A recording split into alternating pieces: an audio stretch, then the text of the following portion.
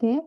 तो वो पाइथन में भी हमारा कंपैरिजन ऑपरेटर जो है वो टू वैल्यूज को ही कंपेयर कर रहा होता है। यानी मेरे पास कोई टू क्लासेस हैं, अगेन क्लास ए है और क्लास बी है, और मैं इनके जो है इंग्लिश के मार्क्स जो है ना उनको कंपेयर करना चाह रही हूँ। ठीक है, मैं कहती हूँ कि या फिर मेरे पास एक स्टूडेंट ए है, एक स्टूडेंट जो है वो मेरे पास बी है, और मैं इसके इंग्लिश के मार्क्स कंपेयर करना चाह रही हूँ। मैं कह रही हूँ कि भाई इसके जो हैं वो 70 मार्क्स हैं, इस स्टूडेंट के मार्क्स जो हैं 80 हैं, और मैंने कंपैरिजन करना है। अच्छा, अब पाइथन में हमें जब हम कंपैरिजन ऑपरेटर को कॉल करेंगे ना, तो हमारा जो आंसर होगा ना वो हमेशा बुलियन में होगा। वो कहेगा या तो ये कंपैरिजन जो आप कर रहे हो ये ट्रू है, या फिर वो कहेगा ये जो आप कंपैरिजन कर रहे हो ये फॉल्स है। वो हमें आंसर हमेशा ट्रू और फॉल्स में ही देगा। अब इसमें हम कंपैरिजन ऑपरेटर को किस तरह से यूज कर सकते हैं? हम कंपैरिजन जो ऑपरेटर्स हैं उसके आगे से हमारे पास जो बेसिक हैं वो 6 ऑपरेटर्स हैं। सबसे पहले जब हमने दो चीजों को कह रहे हैं एक दूसरे के इक्वल हैं, लाइक मैं कह रही हूँ कि मेरा पास जो स्टूडेंट ए है, अच्छा पहले हम एक दफा इसको समझ लें फिर हम इसको कोड के साथ रन करके भी अंडरस्टैंडिंग करेंगे। मैं कह रही हूँ कि स्टूडेंट ए जो है वो उसके मार्क्स बी के इक्वल है।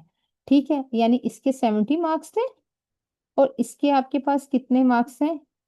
80 मार्क्स हैं। तो अगर मैं कहती हूँ कि ये दोनों एक दूसरे के इक्वल हैं, तो क्या मेरा आंसर किस फॉर्म में देगा पाइथन? मुझे कोई बता सकता है? क्योंकि पहले मैंने बता दिया, ये हमें बताएगा ये स्टेटमेंट या तो ट्रू है या फिर फॉल्स है। तो ये स्टेटमेंट क्या ट्रू है या फॉल्स? कोई मैम पार्टिसिपेंट ये बताएगा? फॉल्स है। मैम फॉल्स होनी है। एग्जैक्टली जब हम ये वाला इसमें ऑपरेटर कॉल करेंगे ना इज इक्वल टू का, तो हमें कहेगा कि ये फॉल्स आप बता रहे हो, ऐसे कैसे हो सकता है? 70 80 के इक्वल नहीं हो सकता, तो हमारा आंसर आ जाएगा फॉल्स में। हम इसी फंक्शन को अभी कॉल करके भी देख लेते हैं। अच्छा जी, अब मैंने प्रिंट करवाने हैं। मैं यहाँ पे प्रिंट लिखती हूँ और फिर मैं कह देती हूँ कि 70 इज इक्वल टू, अच्छा इज इक्वल टू के लिए हम दो दफा इज इक्वल टू का साइन लगाते हैं पाइथन में, ये याद रखिएगा। Is equal to 80। और अब मैं इस ऑपरेटर को जो है वो कॉल कर लेती हूँ। तो वो क्या, इसने कह दिया फॉल्स। अब मैं इसको ऐसे भी कॉल कर सकती हूँ, मैं कह सकती हूँ कि पहले मैं वैल्यू से साइन कर दूं, जिस तरह मैंने बात की कि दो स्टूडेंट है हमारे पास, एक स्टूडेंट ए है जिसके मार्क्स कितने हैं? 70 है, और दूसरा मेरे पास स्टूडेंट जो है वो उसका, मैं कह रही हूँ बी स्टूडेंट है, उसके मार्क्स मेरे पास कितने हैं?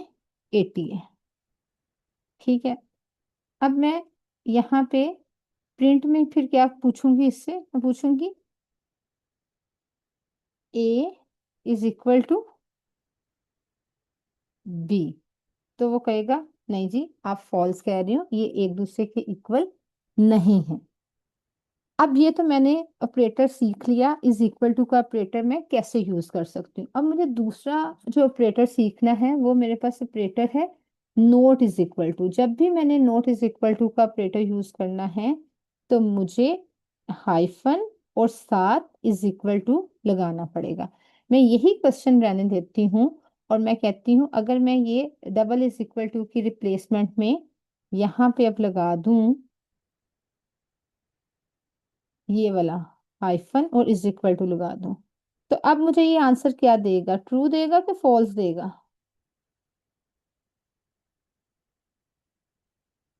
कोई बताएगा मुझे? अभी ट्रू आंसर देगा।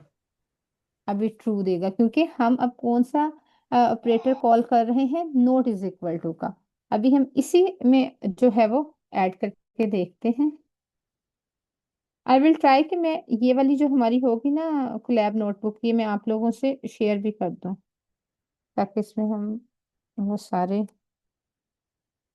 अच्छा जी, अब मैं यहाँ पे कर रही हूँ हाइफन, और अब मैं कह रही हूँ, वो कह रहा है ये ट्रू है, आप बिल्कुल सही कह रहे हो। अब यहाँ पे मैं साथ कमेंट कर देती हूँ कि भाई ये जो मैंने इसमें ऑपरेटर यूज किया ये मैंने किया इज इक्वल टू का, और ये मैंने यूज किया नॉट इक्वल का। मैम चैट पे जी। क्वेश्चन है कि वो फर्स्ट वाला ट्रू कैसे शो हो रहा है। तो वो आई थिंक तो जो फर्स्ट वाली प्रिंट स्टेटमेंट है ना, वो या तो आप कमेंट आउट ओके, करते हैं, उसको एक्सप्लेन करते हैं। मैं वो एक्सप्लेन कर देती हूँ। अच्छा, अब जो फर्स्ट वाला यहाँ पे मैंने यूज किया, अभी तो हम यहाँ पे इंटीजर को कर रहे हैं ना। मैंने ए भी कोई इंटीजर वैल्यू लिखी, बी भी कोई इंटीजर वैल्यू लिखी। अगर मैं दो स्ट्रिंग वैल्यू को आपस में कंपेयर कर रही हूँ, यानी मैं कह रही हूँ एक फॉल्स जो है वो दूसरे फॉल्स के इज इक्वल टू है, यानी अब मैंने इज इक्वल टू का ऑपरेटर यूज किया, लेकिन अब मैंने जो वैल्यूज का कंपैरिजन करवाया वो स्ट्रिंग में थी। वो मैंने बता दिया कि जो फॉल्स है, फॉल्स जो है गलत, जो है वो गलत के इक्वल होगा ना, इसमें तो कोई डाउट नहीं है। मैं कह रही हूँ फॉल्स जो है वो फॉल्स के इज इक्वल टू है। अब मुझे पता है जो फॉल्स है उसको, ये हमारे पास स्ट्रिंग है तो मुझे इसको इन्वर्टेड कॉमास में लिख देना है। ठीक है, तो इसलिए इसने मुझे कहा कि ये आप ट्रू पूछ रही हैं। अगर मैं यही लिखूं कि फॉल्स जो है वो इज इक्वल टू है ट्रू के, तो वो मुझे कहे, आप मुझे बताओ, बल्कि अगर मैं कहती हूँ कि फॉल्स जो है मेरे पास वो ट्रू के इज इक्वल टू है, तो वो मुझे क्या आंसर देगा?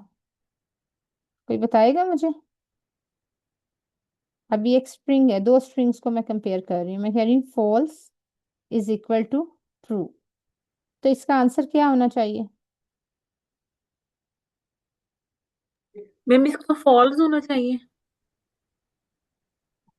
कैसे? मैं कह रही हूँ फॉल्स, एक चीज गलत है, क्या वो सही के इक्वल हो सकती है?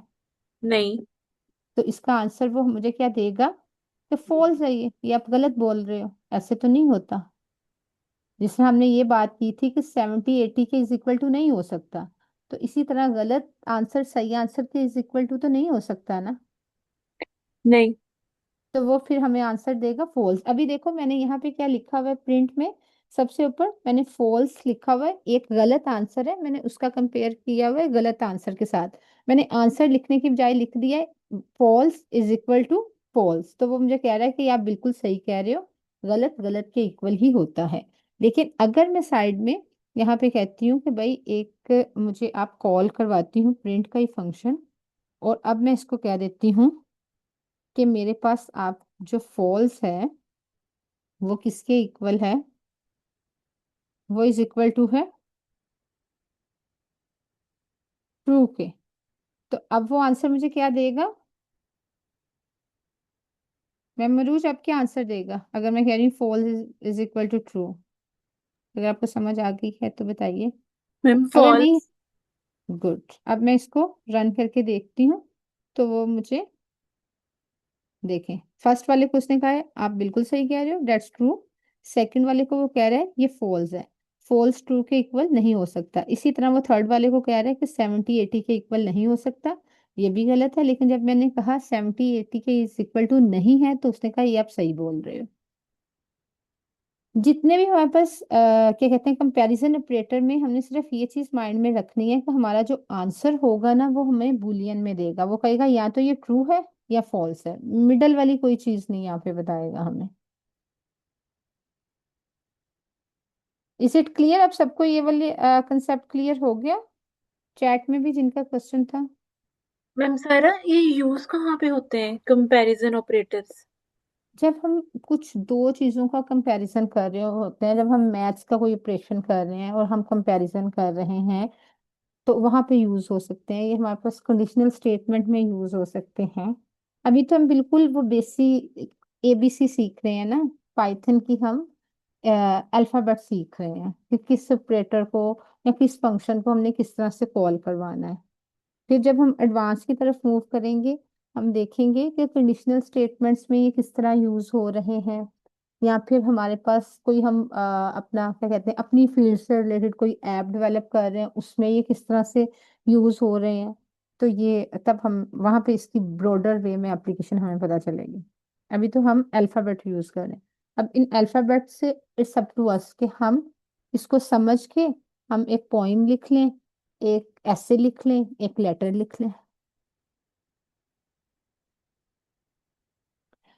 अच्छा जी, अब हमने दो जो है कंपैरिजन ऑपरेटर उनको हमने समझ लिया, इज इक्वल टू और नॉट इज इक्वल टू। अच्छा, जो ग्रेटर देन का हमारे पास ऑपरेटर होता है यहाँ पे, आई हैव नो आइडिया है क्यों ये रेज हो चुका है। वो हमारे पास होगा, सॉरी, ग्रेटर देन में हमारे पास ये साइन होगा। जो हम बचपन में भी मैथ्स के जब क्वेश्चन सॉल्व कर रहे होते थे तो हमारे पास ग्रेटर देन का यही साइन होता था। यानी मैं कहती हूँ कि 9 इज ग्रेटर देन 7। ठीक है। और अगर मैं इसको प्रिंट करवाऊंगी तो वो मुझे बता देगा कि हाँ जी, ये आप बिल्कुल सही कह रहे हो, ट्रू कह रहे हो। एक और चीज होती है greater than and is equal to. यानी मैं लिख देती हूँ 9 is greater than and is equal to 8.99। ठीक है। और फिर मैं देखती हूँ कि मुझे क्या आंसर देता है। ये इसी को हम इम्प्लीमेंटेशन करके देखते हैं अभी। अच्छा जी, अब मैं सुन रही हूँ कि आप मुझे प्रिंट कर दो 9 इज ग्रेटर देन 7। ठीक है। वो कह रहे हैं ट्रू। ये आप सही कह रहे हो। अब ये चीज आपके माइंड में क्लियर होनी चाहिए कि ये हर हमारे क्वेश्चन का आंसर ट्रू में देगा या फॉल्स में देगा। अगर मैं इससे अगेन क्वेश्चन पूछती हूँ, मैं कहती हूँ प्रिंट 9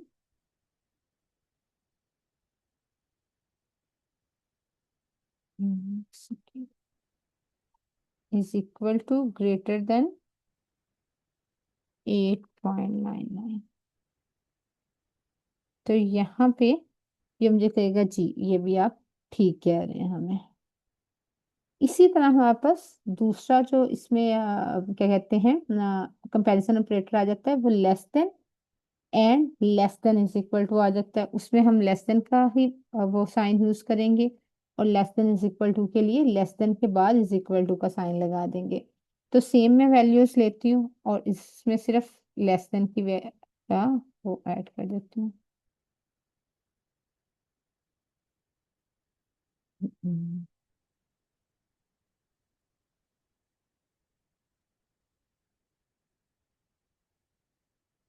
अच्छा जी, हम प्रिंट करवा लेते हैं। हम कहते हैं 5 जो है वो लेस देन है 6 से। तो वो कह रहे ट्रू है।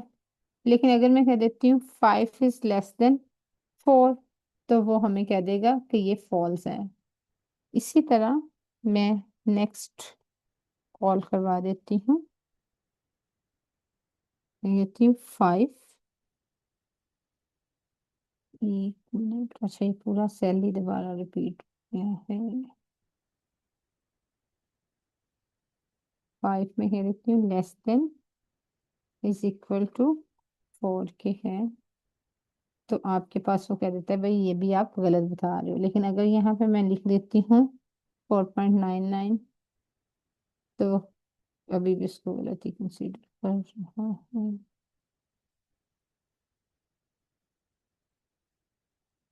अब वो कह रहा है ये ट्रू है।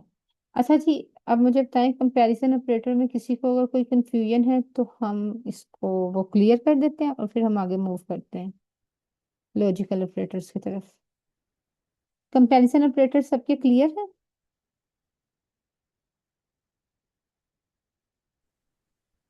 यस मैम, क्लियर है। मैम, एक मिनट। जी जी। ये जैसे ये लेस देन साथ में इक्वल टू का साइन आ रहा है, ये जी इक्वल लगाने का यहाँ पे क्या फायदा है? मैम, वो बता रहा है ना कि less than is equal to और greater than is equal to. जब हम बचपन में भी मैथ्स के क्वेश्चन करते होते थे तो हमारे पास जब दो वैल्यूज आ जाती थी, और अब तो खैर बड़े होके तो हमने इस तरह यूज करना शुरू कर दिया ना, ऊपर ये वाला साइन डाल के कि ये दो value A is equal to B है। लेकिन अगर हम कह रहे हैं कि ये लेस देन भी है और उसके ए जो है छोटा है बी से और इज इक्वल टू भी है, ये दोनों पॉसिबिलिटीज जो है वो हो सकती हैं। तो उस केस में फिर जो है मैं लेस देन के साथ इज इक्वल टू का साइन लगा दूंगी। हाँ ठीक है मैम। ओके जी। अच्छा, ये मैं साथ साथ कमेंट भी कर रही हूँ ताकि जब आपके पास इसी नोटबुक का लिंक आए तो आप इसमें से प्रैक्टिस कर सको। ग्रेटर और ग्रेटर देन बिल्कुल।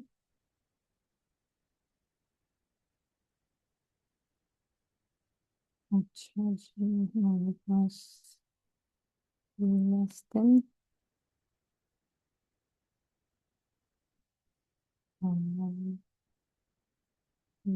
क्या लेस देन। ठीक है जी, हमारे यहाँ पे लॉजिकल ऑपरेटर स्टार्ट करते हैं। अच्छा, लॉजिकल ऑपरेटर में ना हम लोग जो यूज कर रहे होते हैं ना, हम हमारे पास तीन किस्म के लॉजिकल ऑपरेटर हैं। एंड है, और है, और नोट है। यहाँ पे हमारे पास ये जो तीन लॉजिकल ऑपरेटर है ना, अब हमने देखना है कि ये किस तरह से फंक्शनिंग कर रहे हैं। अगर हम लॉजिकल ऑपरेटर यूज कर रहे हैं दो वैल्यूज के दरमियान में, हम एंड यूज कर रहे हैं। यानी हमारे पास अब दो वैल्यूज हैं। कंपैरिजन तो खैर हमने कर लिया, अब दो डिफरेंट चीजें हैं। यानी मैं कह रही हूँ कि मैम अरूज और मैम राबिया कल प्रेजेंट करेंगी। यहाँ पे मैं और का वर्ड यूज कर रही हूँ। तो अब ये मुझे बताएगा, जब ये मुझे इसका भी आंसर ऑल दो हमारे पास बुलियन में ही आएगा, ट्रू और फॉल्स में। लेकिन अब ये डिपेंड करेगा कि क्या जो मैं बोल रही हूँ वो ठीक है। अगर तो दोनों, मैम अरूज और मैम राबिया कल जो है वो प्रेजेंट करती हैं, तो फिर तो ये कहेगा ये स्टेटमेंट आपने सही है, मुझे इसका आंसर ये दे देगा ट्रू में। ठीक है। अगर मैं दो चीजों के दरमियान में, क्योंकि दो चीजों की कनेक्टिविटी के लिए हम, जब मैंने टू हमारे पास है, यानी ए बी ही लेते हैं, एक ए है और एक हमारे पास बी है। अब मैं कहती हूँ ए एंड बी जो है ना हमारे पास, ये क्लास में प्रेजेंट है, या मैं क्या देती हूँ, ma'am Arooj and ma'am Rabia are present in Python class. अगर तो प्रेजेंट हो तो वो कह देगा कि इट्स ट्रू। लेकिन अगर मैम राबिया प्रेजेंट है और मैम अरूज प्रेजेंट नहीं है, तो वो फॉल्स मुझे आंसर दे देगा। अगर एक भी कंडीशन उसकी रॉन्ग हो गई तो वो आंसर मुझे फॉल्स में देगा। जिस तरह हमारे पास ये एंड की एक एग्जांपल आ गई। मैंने कहा मेरे पास जो एक्स है ना वो इज इक्वल टू 9 है, और फिर मैंने प्रिंट करवाया, मैंने कहा एक्स जो है ना वो 11 से लेस देन है, एंड वो ग्रेटर देन किससे है, 7 से। अब ये दोनों स्टेटमेंट्स ट्रू थी ना, एक्स वाकई हमारे पास जो है 11 से छोटा था लेकिन 7 से बड़ा था, तो इसने मुझे आंसर दे दिया दैट्स ट्रू।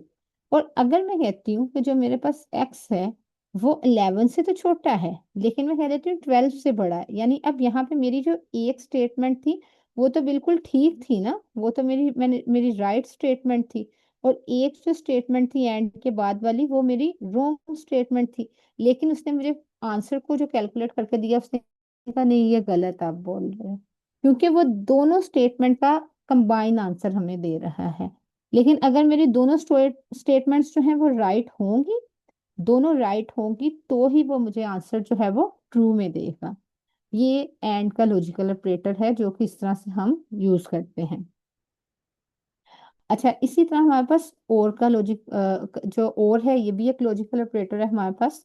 अच्छा, और जो है ना ये क्या करता है, ये थोड़ा सा ना कंप्रोमाइज कर लेता है। ये कहता है अच्छा चलो कोई नहीं, अगर एक टीम है उसके दो लोग हैं और उनकी प्रेजेंटेशन है, तो वो कहते हैं अच्छा चलो एक भी अगर आ गया ना और उसने प्रेजेंट कर दिया तो इसको मार्क्स दे दो।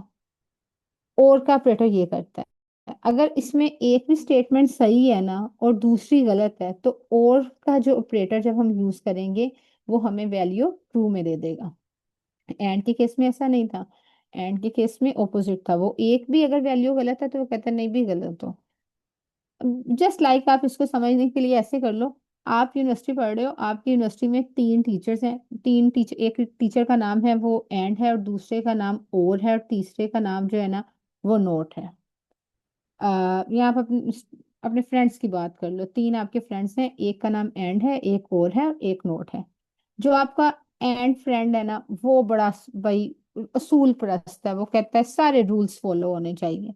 अगर टीचर ने कहा है प्रेजेंटेशन बनानी है वर्ड पे, तो वर्ड पे ही बनेगी, प्लेजरिज्म जीरो होनी चाहिए। ठीक है। और अगर ये सब कुछ आप कंडीशन सब मानोगे, तो फिर ही वो आपके साथ टीम में काम करेगा। अदरवाइज वो आपको कह देगा फॉल्स, मैंने नहीं काम करना, आप गलत लोग हो।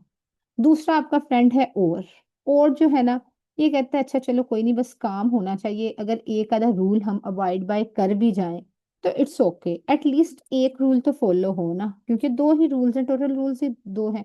तो अगर एक, जैसा 9, मैं कह रही हूँ x = 9 है, तो अगर मैं एक स्टेटमेंट इसको कह देती हूँ कि x जो है वो 11 से छोटा है, और ये तो खैर दोनों ही सही है।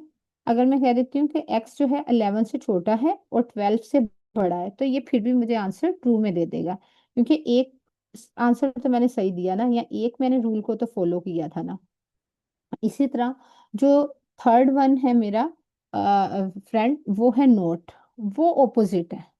वो कहता है कि भाई अगर रूल्स ये सेट हुए हैं तो मैं तो उल्ट, वो मतलब बिल्कुल ओपोजिट है। मैथ की असाइनमेंट मिली हुई है, वो इंग्लिश की असाइनमेंट कर रहेगा, उसका हिसाब भी उल्टा है। अब इसमें क्या होगा, अगर तो चीजें ऑपोजिट है, अगर सही चीजें होंगी तो उसको वो कह देगा फॉल्स है। जिस तरह एक्स जो है वो लेस देन क्या कहते हैं, सॉरी, एक्स लेस देन 11 है, लेकिन ग्रेटर देन जो है 9 है, लेकिन वो मुझे आंसर दे रहा है फॉल्स, हालांकि ये तो ट्रू होना चाहिए। और नीचे वाला मेरा फॉल्स आना चाहिए, क्योंकि एक्स जो है मेरा वो 11 से तो छोटा है, लेकिन 12 से बड़ा तो नहीं है, लेकिन वो आंसर मुझे ट्रू में दे रहा है। यानी वो ओपोजिट वे में चल रहा है। तो ये थे हमारे, इसको हम एक एक ना इसकी एग्जांपल भी करके देख लेते हैं, फिर वो ज्यादा समझ आ जाएगी। लॉजिकल ऑपरेटरिंग। अच्छा मैम, जी। पहले तो हम नॉट ऑपरेटर जो होता है वो मतलब सिंपल ही नॉट लिखते थे, वो मतलब कंडीशन को उलट कर देता था। अब एंड नॉट है। नहीं, नोट सिंपल ऐसा शहर यार, इसमें बताइएगा, मैं शायद कंफ्यूज कर रही हूँ दो चीजों को। If you are there. दोबारा पूछें, क्या पूछना चाह रहे हैं? जी जी सर, जो हमारे हमारे पास नॉट ऑपरेटर होता था तो हम उसे उस वक्त लगाते थे जब हम मतलब अपनी कंडीशन को, अगर वो ट्रू है तो फॉल्स करवाएंगे, फॉल्स है तो ट्रू करवाएंगे। लेकिन हम यहाँ पे मतलब एंड नॉट लगा रहे हैं, इसकी समझ नहीं आ रही। यानी अच्छा, वो हाँ। कह रहे हैं। हाँ, नोट अकेला यूज नहीं होता। ये हमेशा इसके कॉम्बिनेशन के साथ ही यूज किया जाता है। आप इसको रन करके देखें ना, ये एरर नहीं देगा। और अगर आप अकेला रन करें, देन भी इसको चेक कर लेते हैं, यहाँ पे लाइव भी चेक कर लेते हैं। अभी कर लेते हैं। हाँ, ये अगर हम अकेला करेंगे तो ये हमें एरर दे देगा। सर ये यूनरी देखा? ऑपरेटर नहीं है, नॉट तो। सॉरी, क्या कह रहे हैं आप? मैंने कहा यूनरी ऑपरेटर नहीं है। ये यूनरी वर्ड तो मैंने खुद पहली दफा सुना है। मतलब कि ये सिंगल के साथ यूज हो सकता है, एक बाइनरी होता है ना, मतलब कि जिस तरह एंड और दो चीजों के हम्म। दरमियान में ही होते। हाँ, मीन्स के जो नोट है ना, वो हमेशा किसी के साथ ही यूज होता है। मोस्ट प्रोबेबली एंड के साथ ही यूज होता है, और के साथ भी। मैम यहाँ पे एक और के बार साथ ट्राई भी हो करके आप सकता है। दिखा। हाँ, ओके, और और के के साथ साथ भी हो भी हो जाएगा। सकता है। हम इसको लिखते हैं। अच्छा, ये बहुत रेयर होगा कि ये आपकी लॉजिक पे डिपेंड करता है कि आप लॉजिक किस तरह बना रहे हो और आपको नॉट ऑपरेटर यूज करने की जरूरत पड़ रही है। यूजुअली एंड और ही यूज किए जाते हैं आपकी लॉजिक की डिपेंडिंग से। अच्छा सर, किसी का क्वेश्चन था कि ये यूनरी है या बाइनरी, तो ये बाइनरी है, क्योंकि ये इंडिपेंडेंटली वर्किंग नहीं कर रहा, ये अपने साथ किसी और ऑपरेटर को, जब उसके साथ इसको हम कनेक्ट करते हैं तो देन ये वर्किंग कर रहा है। हाँ, तो मीन्स के बाइनरी ऐसा वर्ड होता है जो हमेशा किसी की कॉम्बिनेशन के साथ ही इस्तेमाल किया जाता है। और नहीं नहीं, यूनरी। वो मैं कह रहा था ना सर कि टू एक्सप्रेशन के दरमियान में एंड और यूज होते हैं ना, तो नॉट एक एक्सप्रेशन के साथ भी यूज हो सकता है। मैं उस सेंस में यूनरी और बाइनरी कह रहा था। Okay. Okay. Is it clear okay. Now? हाँ, ये यह सर, अभी वो इनका। मैं बता रहा था मैं इसके बारे ओके में। ओके ओके ओके, एक और मेरा यहाँ पे। अच्छा मैं आपको दिखाती हूँ।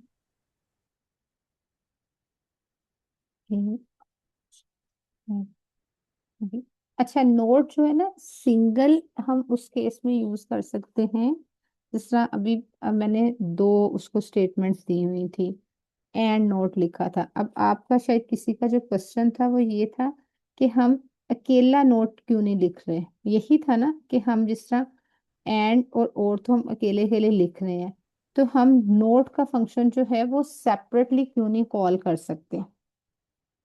तो उस केस में फिर हम एक ही कंडीशन उसको देंगे, जिस तरह एंड और में हमने दो कंडीशन उसको दी थी ना। नोट के केस में अगर हमने सिर्फ सिंगल नोट यूज करना है, उसमें एंड और के साथ हम नहीं चाह रहे कि उसकी कनेक्टिविटी हो, तो फिर हम क्या करेंगे, हम एक लाइक क्या कहते हैं सिंगल उससे कंडीशन के ऊपर वर्क करेंगे। जिस तरह मेरे पास एक वेरिएबल है ए, एक वेरिएबल है बी और एक है सी। मैं कह रही हूँ कि ए जो है ना वो नोट इज इक्वल टू, यानी ए इज इक्वल टू है बी के, और इससे पहले मैं नोट लगा देती हूँ। तो फिर उसके बाद वो इसका भी आंसर बुलियन में होगा, और ये मुझे कह रहा है कि ये ट्रू है, हालांकि ये ट्रू है नहीं है, रियलिटी में तो ये फॉल्स है। ए जो है वो बी के इज इक्वल टू तो नहीं है।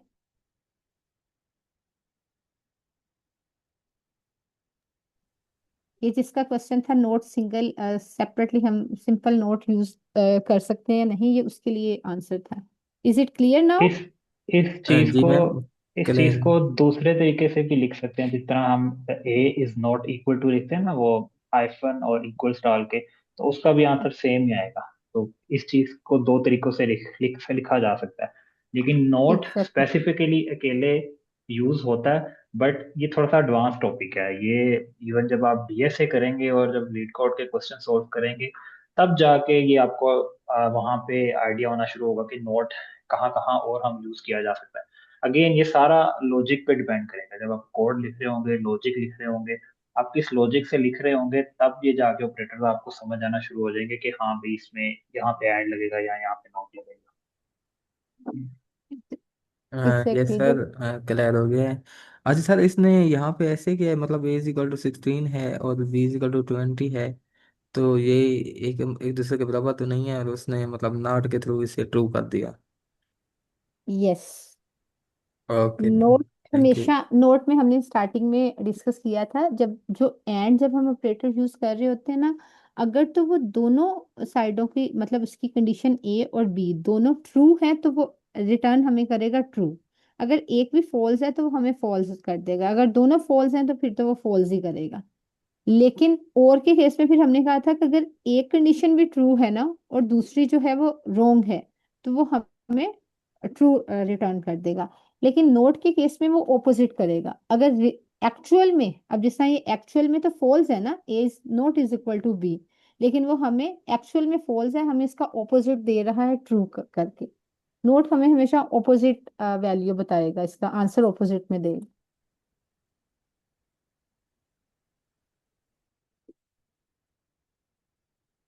अच्छा जी, पहले हमने एक सिंपल एग्जांपल देखी थी, एक ये थोड़ी सी वैल्यूज हमने पुट करके एग्जांपल देख ली कि हमने तीन वैल्यूज असाइन कर ली कि ये हमारे पास एक ए है जिसकी वैल्यू हमने 16 कहा, बी हमने कहा हमारे पास 20 है, सी हमने कहा कि हमारे पास 16 है।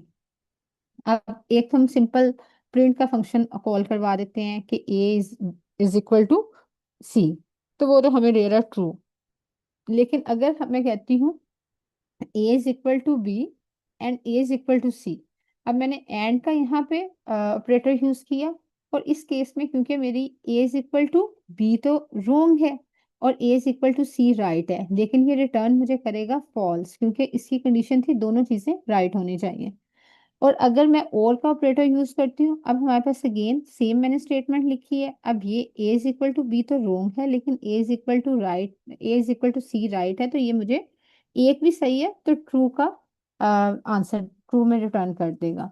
और फिर उसके बाद हमारे पास आ जाता है नोट का ऑपरेटर। नोट में हम स्टार्टिंग में नोट लगा देंगे और कह देंगे कि ए इज इक्वल टू बी। ये एक्चुअल में फॉल्स है लेकिन ये हमें ट्रू कर रहा है। फिर मतलब ये इस का मैंने फंक्शन इसमें कॉल किया हुआ, हम प्रिंट करवा रहे हैं ए इज सी, यानी ए इज इक्वल टू सी, यानी इज इक्वल टू के ही उसको मतलब कॉल करने के लिए हमारे पास ये भी है कि मैं इज कह दूं ए इज सी, तो वो भी इसको ट्रू कॉल कर देगा। अच्छा जी, लॉजिकल ऑपरेटर में किसी का कोई क्वेश्चन तो नहीं है? Is it clear? Yes ma'am, यहाँ तक क्लियर है। ओके जी, अब हम यस आगे मैम, का। यहाँ तक क्लियर है। मैम अगर ये लास्ट वाले में, जी जी। Am I audible? Yes you are audible ma'am Rabia. Ma'am एक लास्ट वाले में क्वेश्चन था कि अगर, जी जी, मैम जैसे ये नॉट है, नॉट के साथ अगर ए, ये इज इक्वल बी है, अगर हम यहाँ पे लगा दें ए नॉट इक्वल टू बी और हम्म। स्टार्टिंग पे नॉट ही है, तो फिर ये आंसर फॉल्स देगा। यस, फिर ये हमें फॉल्स देगा। ये देखें जी, हम लगा के इसको देख लेते हैं। अब देखो इसने फॉल्स दे दिया, ये हमारा आंसर है ना, तो अब ये इसको फॉल्स देगा।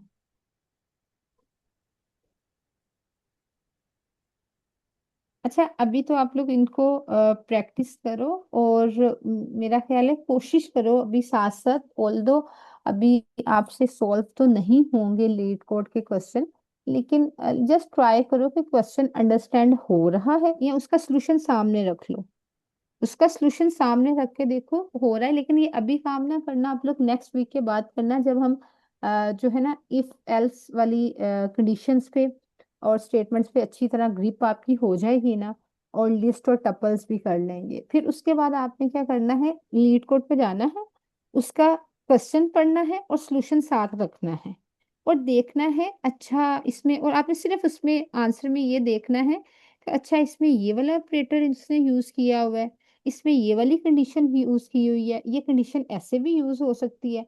इससे आपका क्या होगा कि आपको इसकी इम्प्लीमेंटेशन का पता चल जाएगा कि ये हमने ऑपरेटर्स किए थे, अब ये यूज कैसे हो रहे हैं। जैसे कि पहले भी क्वेश्चन था ना कि नोट वाला, तो जब हम अब डीएसए के क्वेश्चन का सोल्यूशन देखोगे ना, क्योंकि अभी आप क्वेश्चन नहीं कर सकते और ना ही आपको वो करने की जरूरत है, जब आप सोल्यूशन देखोगे ना, तो आपको ये पता चलेगा कि भाई ये ऑपरेटर्स किस किस तरह, किस लॉजिक के साथ यूज हो रहे हैं। Got it?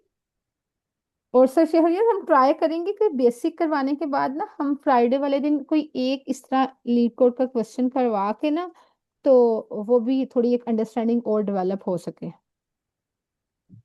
हाँ ठीक है, कल हम कोई एक एडवांस लेवल का टॉपिक या कोई एक्सरसाइज हम कर सकते हैं, कोई क्वेश्चन यहाँ पे लाइव सॉल्व कर बिल्कुल भी सकते हैं जो एग्जैक्ट सारे टॉपिक्स को कवर करे।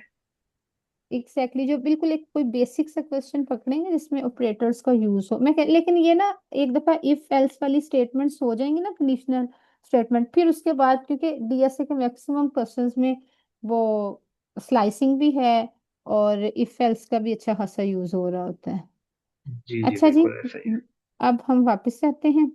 एक और ही छोटा सा मैंने क्वेश्चन सॉल्व किया था, इसमें मैंने इफ एल्स यूज किया था, लेकिन इफ एल्स जो कंडीशनल स्टेटमेंट है, इस पे हम डिटेल लेक्चर लेंगे, इस पे एक पूरे दिन के लेक्चर की जरूरत होती है।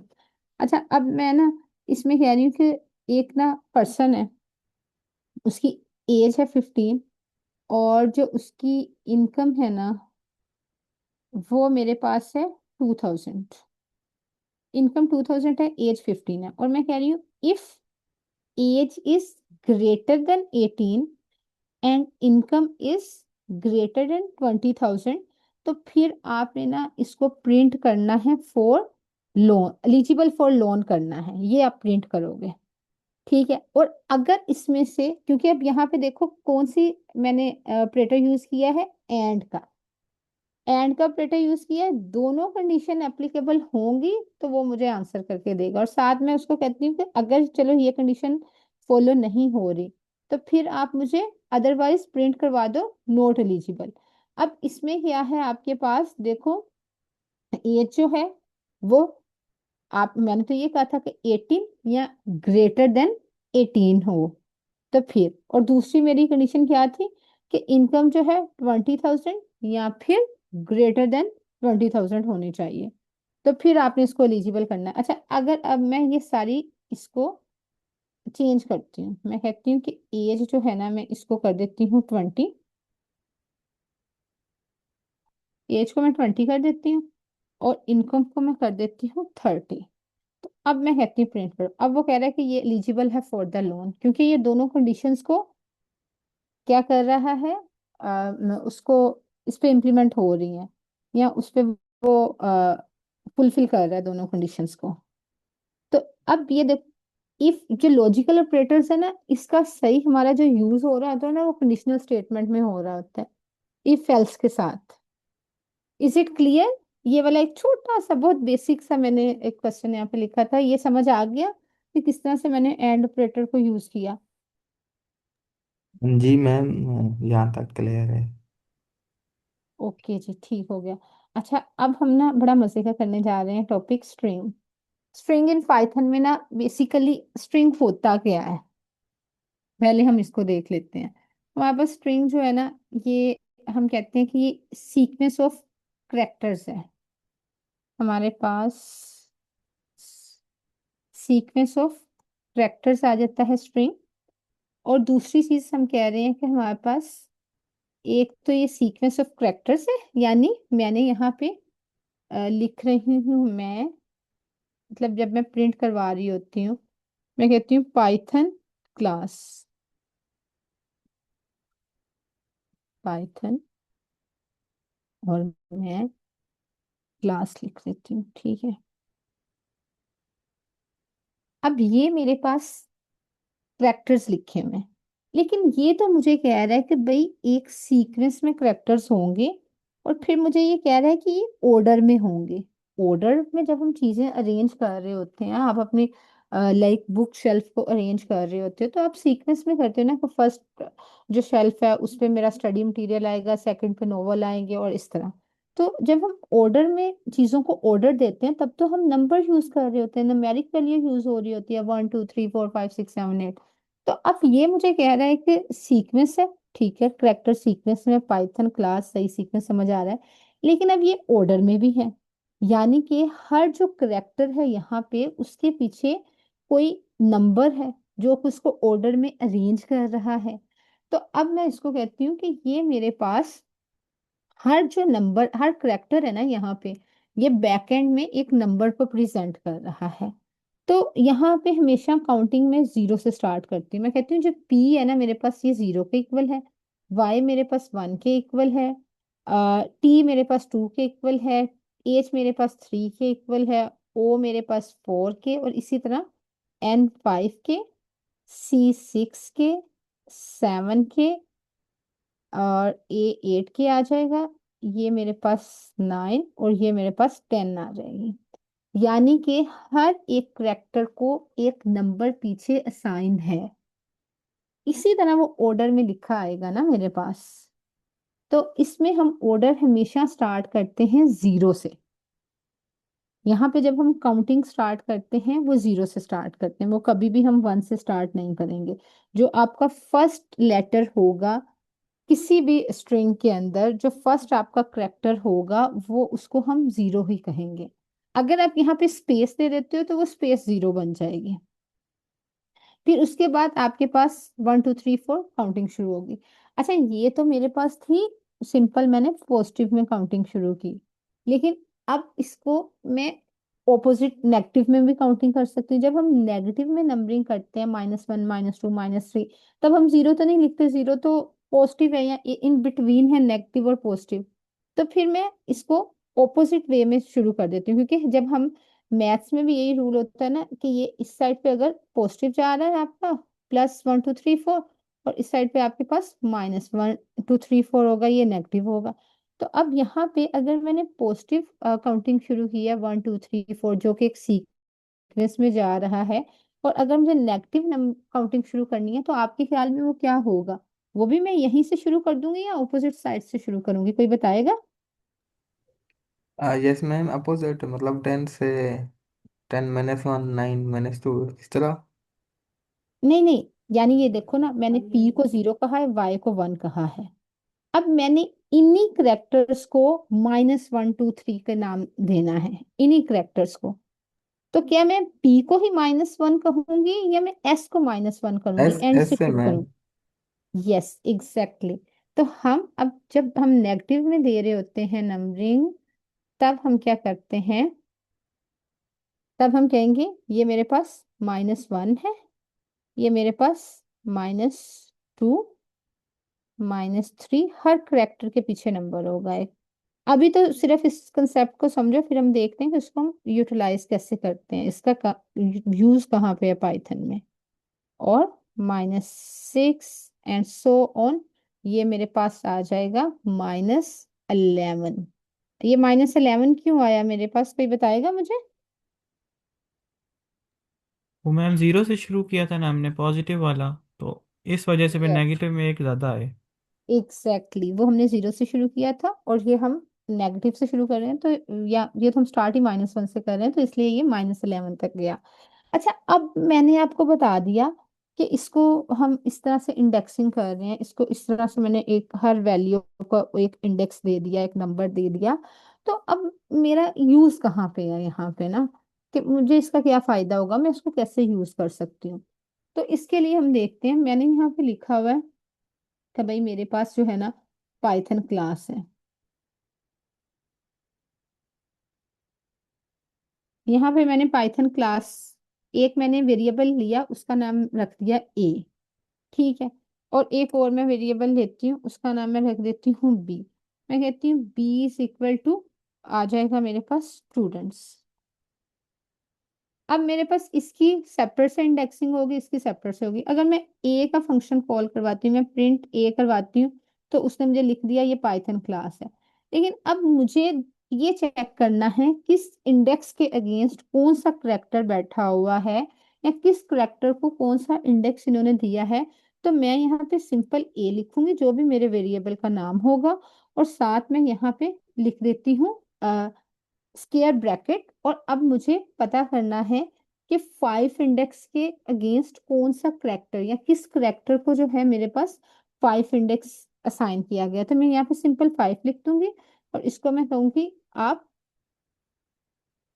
चलो एक सेकंड, इसको हम क्यों ना एक और सेल बनाते हैं, उसमें करते हैं। अच्छा जी, यहाँ पे मैं लेती हूँ बी, किसी वेरिएबल को नाम असाइन करती हूँ, उसमें मैं लिख देती हूँ स्टूडेंट्स। और अब मुझे फाइंड करना है कि बी के अंदर जो है मेरे पास 5 इंडेक्स पे कौन सा करेक्टर प्रेजेंट है। तो मैं सिंपल बी लिखूंगी, स्क्वायर ब्रैकेट, और मैं 5 लिख देती हूँ। तो इसने मुझे बता दिया कि बी जो है, इसमें जो 5 नंबर हमने असाइन किया है ना, वो हमने किया है एन को। इसी तरह, अब ये तो मैंने पूछ लिया 5 किसको असाइन किया।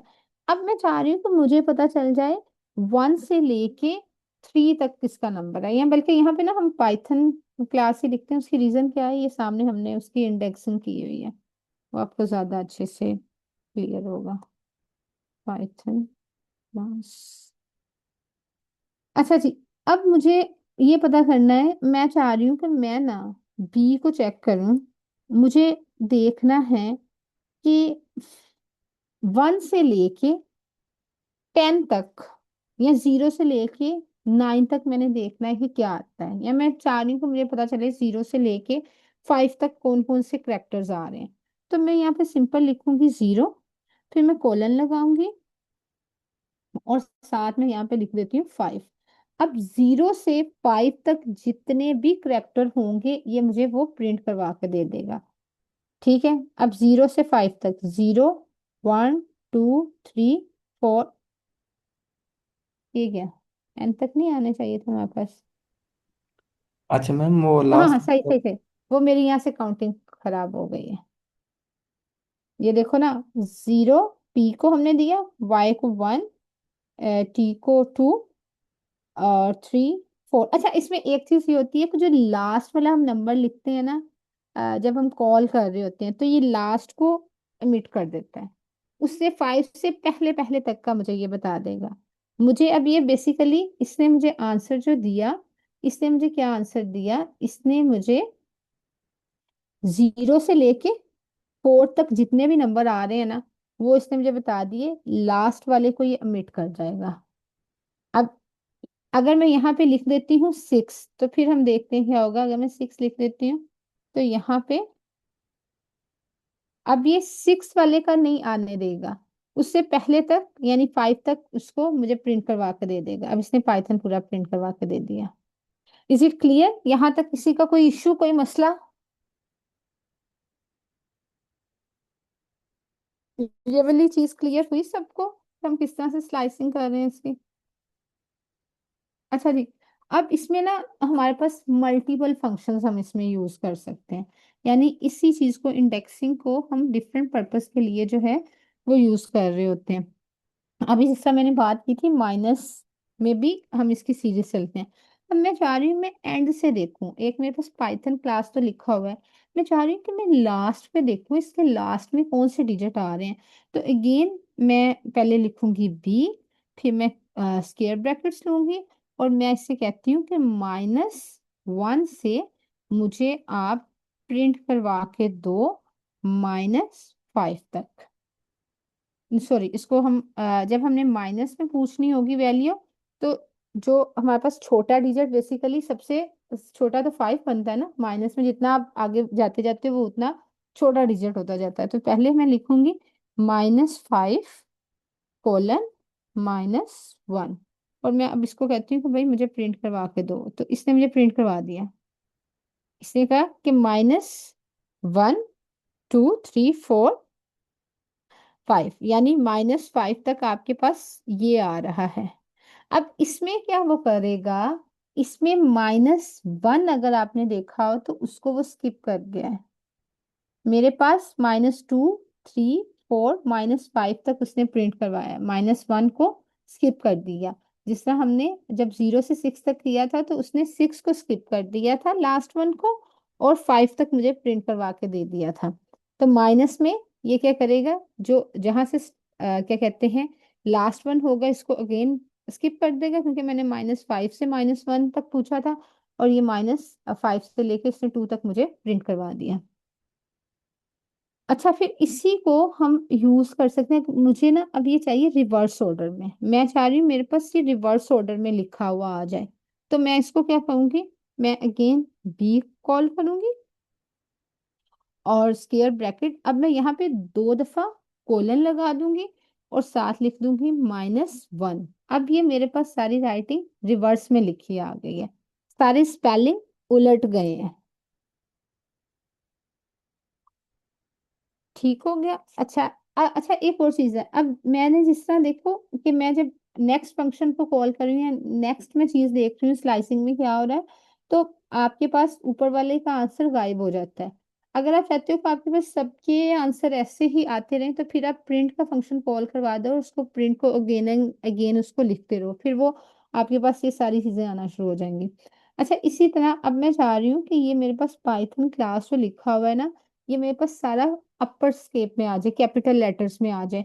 तो मैं फिर इसमें क्या करूंगी, मैं सिंपल बी लिखूंगी, और फिर उसके बाद मैं इसमें स्क्वायर ब्रैकेट लगाऊंगी। अब मैं सारे करेक्टर्स को देखूंगी कि मेरे पास टोटल सारे इसके करेक्टर्स जो हैं वो कितने आ जाते हैं, क्योंकि मैं 0 से 11 तक लिखूंगी। मुझे पता है अगर मैं 10 तक लिखूंगी तो ये एक एस को ओमिट कर देगा, लास्ट वाला तो ये ऐड करेगा ही नहीं।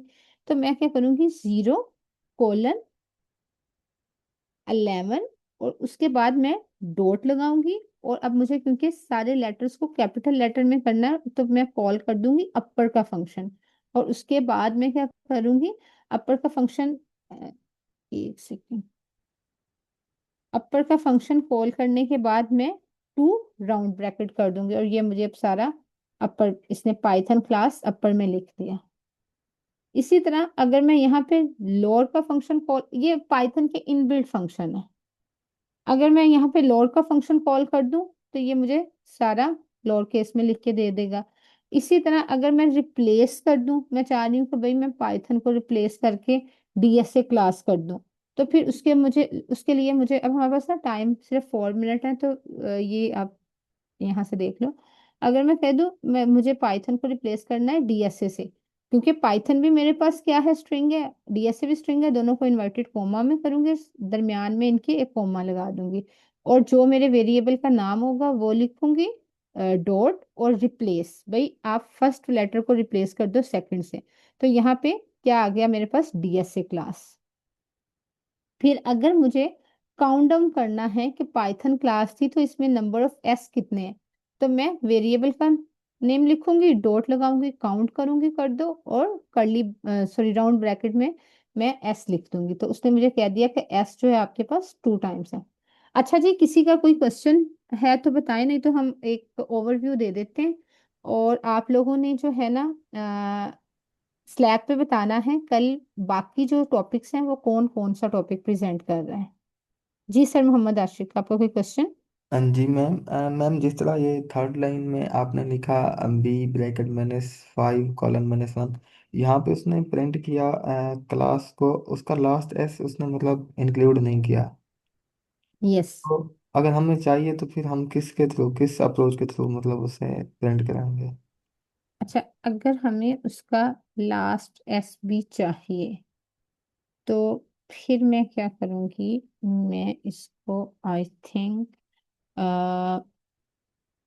Late me check it whether works और नॉट। ये पूरा है मेरे पास। हम्म, हम्म, हम्म, अच्छा, ये लास्ट वाले को कॉल कर रहा है, मुझे इसको दोबारा कॉल करना पड़ेगा, 1 मिनट। -5, उसके बाद मैं कह देती हूँ कॉलम 0।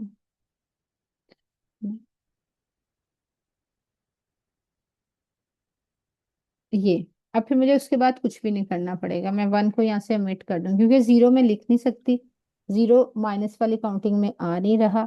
तो फिर मैं सिंपल -5 कर दूंगी, फिर मुझे पूरा 5 डिजिट तक का आंसर आ जाएगा। मैं उसको बाउंड नहीं करूंगी, तुम यहाँ तक रोक दो। पहले मैंने उसे बाउंड कर दिया ना, तो यहाँ आप स्टॉप कर दो। अब मैंने उसे बाउंड नहीं किया, अब वो -5 से लेके -1 तक जितने भी डिजिट आते हैं -5 के बाद या -5 को, वो सारे को मुझे शो करवा देगा। ठीक है, इज इट क्लियर? हाँ जी ma'am, thank you so much, clear है।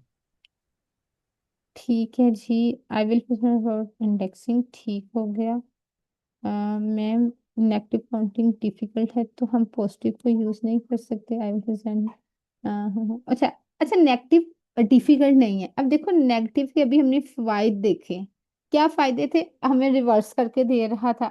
हमें एंड से पता चलना है कि भाई अगर चलाना चाह रहे हैं कि एंड पे क्या लिखा हुआ है तो हमें वो करके दे देगा।